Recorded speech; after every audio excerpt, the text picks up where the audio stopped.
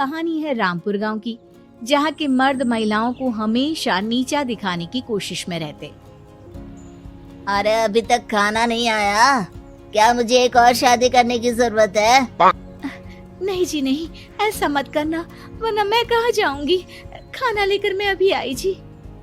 गांव की पंचायत में भी फैसले हमेशा औरतों के खिलाफ ही रहते। मैं जो फैसला सुनाता हूँ वो भगवान की आज्ञा होती है। इस लड़के ने अपने मन से शादी करके अच्छा नहीं किया। लड़के को घर भेज दो और इसकी शादी इसकी जाति की किसी लड़के से करवा दो, लेकिन ये लड़की, इसे तो गांव के बाहर निकाल दो। नहीं नहीं जमींदार साहब, ये क्या बोल रहे हैं? ऐसा नहीं हो सकता। मेरी बेटी मासूम है, इसे अच्छे बुरे की समझ नहीं है। अरे कहाँ जाएगी ये बेचारी? कहाँ जाएगी? इतनी चिंता है तो पूरे परिवार का गांव निकाला कर देते हैं।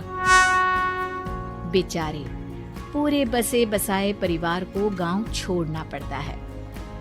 चाहे जो हो, अगर बेटियों को कंट्रोल नहीं कर सकते तो गांव में रहने का कोई मतलब नहीं है। यहाँ औरतों को दब कर रहना होगा। कोई भी अपने हिसाब से कुछ नहीं कर सकता, सब ईश्वर की मर्जी से ही होगा। तभी गांव का एक आदमी दौड़ा दौड़ा आता है। सरपंच साहब, जमींदार साहब, वो कालिया है ना, उसकी बेटी पढ़ने के लिए शहर जा रही है।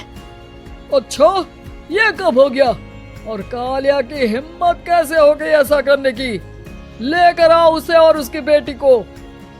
बस फिर क्या था, हाजिर हो जाते हैं कालिया और उसकी बेटी सरपंच के सामने। अरे कालिया, ये क्या सुनने में आ रहा है? बेटी को इंजीनियर बना रहा है तू? और ये बता, गांव में तो स्कूल नहीं है, फिर कहां से इतनी क्लास पास कर गई तेरी बेटी? राधा, जो कि कालिया की बेटी है, उसे लगता है कि सरपंच उसकी तारीफ कर रहे हैं। सरपंच जी, मैंने ऑनलाइन पढ़ाई की है, डिस्टेंस लर्निंग से। सभी में मैंने अच्छे नंबर पाए हैं, जिसे देखते हुए शहर की इंजीनियरिंग कॉलेज में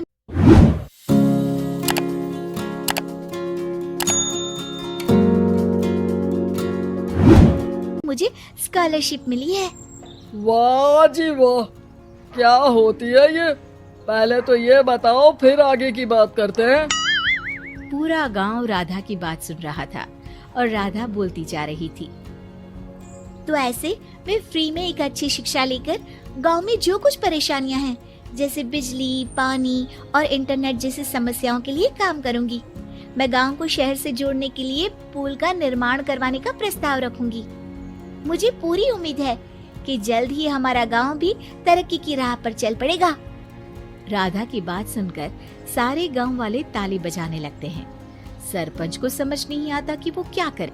चुप रह नादान लड़की, गांव के खिलाफ जाने के लिए तुझे गांव से बेदखल कर दिया जाएगा, वो भी पूरे परिवार के साथ। और हाँ, अगर ठीक से गांव में रहना चाहती है तो ये पढ़ाई लिखाई छोड़ दे। हम तेरे लिए गांव का कोई होनहार लड़का देखेंगे। तभी गांव का एक आदमी बोल पड़ता है। अरे नहीं नहीं सरपंच जी, राधा बिटिया जो बता रही है, अगर वैसा हो जाए तो हम लोगों को पैसा कमाने के लिए बाहर नहीं जाना पड़ेगा। हाँ जी, और ना ही कोसों दूर पानी के लिए भटकना पड़ेगा। हमारे बच्चे भी अच्छी पढ़ाई कर सकेंगे और आगे बढ़ेंगे, ना कि हमारी तरह खेती करते बैठेंगे। क्यों गांव वालों, राधा बिटिया का साथ देना चाहिए ना। सरपंच देखता है कि गांव राधा के साथ है तो वो चुप हो जाता है। वो घर आकर अपने सलाहकार से बात करता है, जो बहुत ही चालाक किस्म का इंसान होता है। अरे सरपंच साहब, आपको बहुत ही होशियारी से काम लेना पड़ेगा।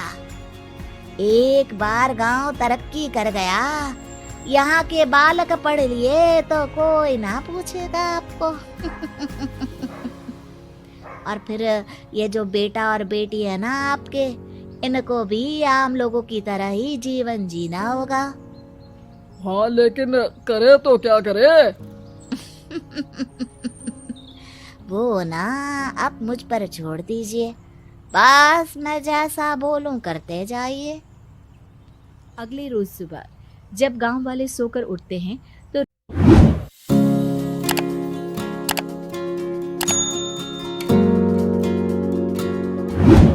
राधा के घर के बाहर और साथ ही वो लोग जिन्होंने राधा का सपोर्ट किया था, उनके घर के आगे लाल रंग से कल आऊंगी लिखा होता है। कल आऊंगी, यह क्या होता है? अरे यह तो खून से लिखा है, लगता है कोई भूत प्रेत या चुड़ैल का साया है। चलो सरपंच जी के पास चलते हैं। सभी सरपंच के पास जाकर उसे सारी बात बताते हैं। अरे ये तो बड़ी मुश्किल की बात है। चलो मैं एक बाबा को जानता हूँ, उन्हें बुला लेता हूँ। सरपंच बाबा को लेकर गांव के घर के बाहर जाता है।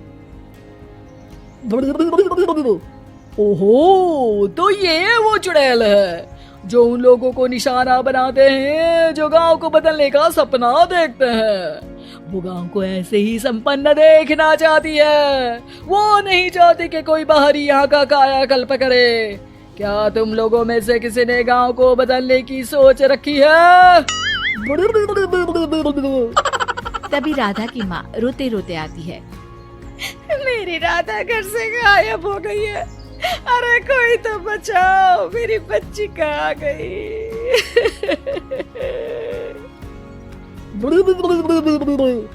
ले गई वो चुड़ैल, तेरी बच्ची को ले गई।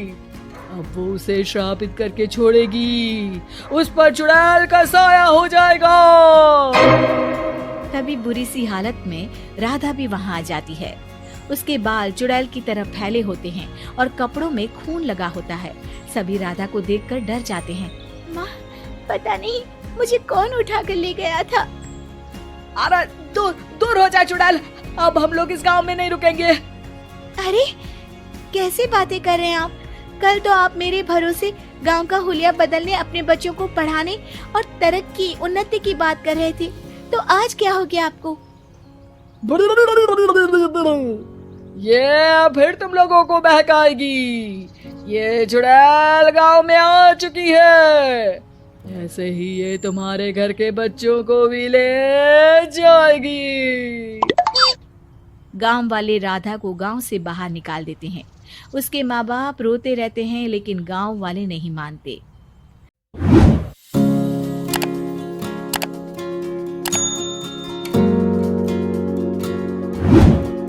मैं भी अपनी बहन के साथ गांव के बाहर रहूंगा, लेकिन वो पढ़ाई नहीं छोड़ेगी। वहीं सरपंच के घर पर सलाहकार कहता है। देखा, सांप भी मर गया और लाठी भी नहीं टूटी। लेकिन अगले ही दिन सरपंच के घर के बाहर भी वही शब्द लिखे होते हैं। और फिर सरपंच की बीवी कहती है, हमारी बेटी को किसी ने अगवा कर लिया है। तभी राधा का भाई वहाँ आ जाता है। अरे गांव वालों, मैंने सरपंच जी की बेटी को देखा था। वो चुड़ैल उसे उठाकर ले जा रही थी। अरे क्या मजाक कर रहे हो? नहीं नहीं सरपंच जी, आप नहीं जानते। वो चुड़ैल अब आपकी बेटी में आ जाएगी, जैसे राधा के अंदर आ गई थी। तभी सरपंच की बेटी वैसी ही हालत में वहाँ आती है जैसे राधा आई थी। पापा, पता नहीं कैसे मैं गायब हो गई थी। चुड़ैल, इसके अंदर भी चुड़ैल का साया है, मारो इसे। अरे नहीं नहीं, इसे भी राधा के पास गांव के बाहर ही भेज दो। अरे चुप रहो, मेरी बेटी कहीं नहीं जाएगी और चुड़ैल वुड़ैल कुछ नहीं होता है।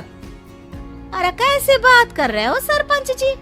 आप तो बोल रहे थे कि आपका फैसला भगवान का ज्ञान होता है, तो अपने पर बात आई तो अब आप ऐसे बोल रहे हैं। अरे ना ना ना, आपको अपनी बेटी को त्यागना ही होगा। अरे बुलाओ बाबा को। राधा का भाई बाबा को ले आता है, जिसे अब गांव वालों के डर के कारण सच बोलना पड़ता है। मैं कोई बाबा नहीं हूँ, मैं तो मोची था। ये सलाहकार महोदय ने मुझे कहा था एक्टिंग करने को।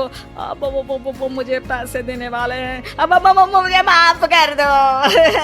गलती हो गई, मुझे माफ कर दो। तभी वहाँ राधा आ जाती है। देखा सरपंच जी, जब गांव के बच्चे साक्षर होंगे तो आप जैसे लोगों की चालाकी नहीं चलेगी।